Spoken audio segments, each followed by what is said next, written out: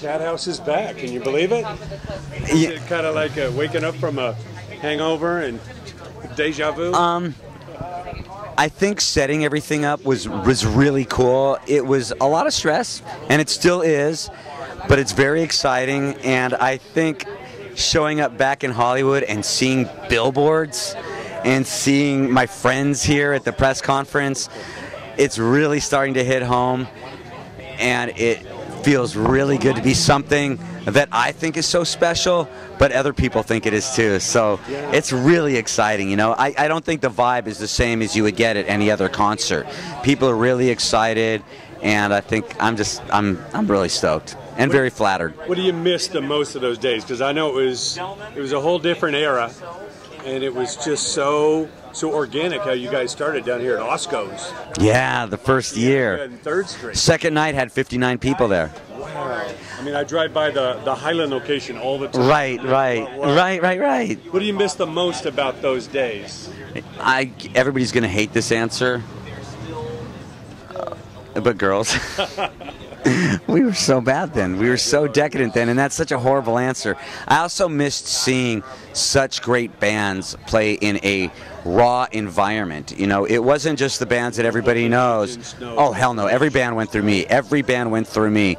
And it was I mean, of course we know the Guns N' Roses stories, but, you know, people don't realize that Pearl Jam and Alice in Chains and Alice Cooper and, you know, some of the biggest rock bands in the world played the CATHOUSE, which is a capacity of 600.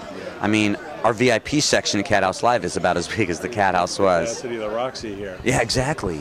Amazing. So it's it was really good to just sit there and watch. And you know, I don't even think we had a dressing room at the CATHOUSE. And just putting on so many great shows and charging people dirt to get in. And it was really an incredible time, you know. And to see a lot of these bands play so much later, and they're really good, you know. Sure. It's pretty cool. Yeah, the business has changed so much. We're in this like streaming world. People used to have Tower, used to have Licorice Pizza and Music Plus. All that is gone, but the bands remain. You know, the fans still want that live experience. They haven't given up on music. You know, it seems like all this technology is moving faster than the fans want it to be. Yeah, I think that people gave up on going out to clubs, and unfortunately, the rock scene isn't dead, but it takes more to get people to go out. You know, rock is really alive. When we had the Battle of the Bands at the Whiskey, it was never more obvious by seeing so many killer new bands that I'd never heard of. But people don't go out as much as they used to, and it takes a lot to get somebody to go out. You know, before we had the CATHOUSE, and we had Bordello, then we'd go to the Whiskey, then we'd go to the Roxy, and we'd have clubs to go to every single night. And now, people don't go out that much. I think if we had the internet, it would have been a lot easier to promote the club. And to talk about what's going on, but you know, I was out passing out flyers for the club. I kind of wanted to do that last night. When people realize we broke these bands without the internet, without cell phones, without email, without any of that, they don't even know where to start. The best way for a band to make it is through word of mouth. And when you hear some of your friends say, dude, I just saw this band last night, they were so great, you're like, really? I got to check them out. Instead of like, I just saw this band, okay, let me go see it on the internet. Oh, their video's great. You know, and it's just not the same. I miss the energy of going out and getting exposed to new bands and just getting blown away from bands. You know, I mean, we're breaking 2 new bands at CATHOUSE Live, which I'm excited about, and then we've got a lot of bands that all had hits, but were all real rock bands. You know.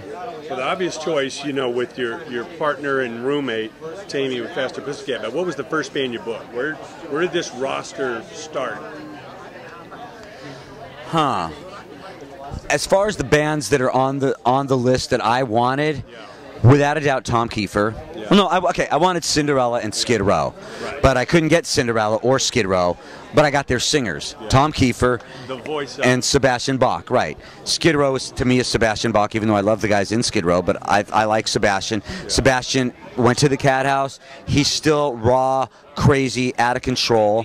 which is the essence of what the Cat House was, and it still is. As far as Tom Kiefer, I thought Cinderella got a bad rap as being in that hair band thing. They weren't. Great song. Yeah, Cinderella is great, and Tom Kiefer is incredible. So that was no problem. Stephen Pearcy is pretty much the same way. Rat was the first band to have a #1 hit, and Stephen Pearcy was always at the Cat House. Faster Pussycat, no-brainer. Gilby Clarke, no-brainer. Dangerous Toys, I went after myself. They played with Motorhead at the Cat House, and I just think they're a good band. Saigon Kick, I made the phone call myself to play. Extreme and Dokken were brought to me by Live Nation. And at first, I was like, well, those bands never played the Cat House. And had arguments with John Reese. I'm like, I don't get it why they should play. And he was telling me, and then when we start talking to people on the internet, they're like, oh my God, I'm so stoked that Extreme is playing the Cat House. Oh, that's so awesome that you're going to see Dokken. So even though they weren't necessarily Cat House bands, they were bands that everybody went to see. So to put them on the bill, and as I've said 100 times, as I've said 1,000 times, if we did Riki Rachtman's Cat House Festival, it'd be a really cool show of about 2,000 people there. But so we're bringing on some great, we're bringing, maybe not even.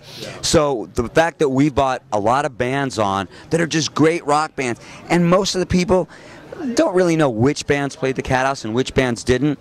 And maybe you're a huge Dangerous Toys fan, but you only know a couple songs from Dokken, you're going to be stoked. And maybe you're a huge Extreme band, but never got the chance to see Faster Pussycat. You're going to be stoked. So what we did is we gave something for everybody to go, everybody to have fun. I feel proud with the entire lineup because there is something for everybody in the rock genre. And if you make minimum wage to being a CEO of a major corporation, you know, we kind of gave something for everybody. You know, if you barely make any money, you can afford a $15 ticket. Yeah, you know, which is one thing that I was very, it was a big top priority for me was a low ticket price, and I didn't even have to like I talked to John Jones like, we're gonna do lawn seats for 15, and I was just like, you have no idea how much I was excited about that. That was Live Nation coming to me telling me what the ticket prices were, and I never once said no, because everything they brought to the table was so affordable, which is why so much emphasis, and it sounds so cliche, but there's so much emphasis on this being fun. Yeah. Wouldn't you agree? 100%.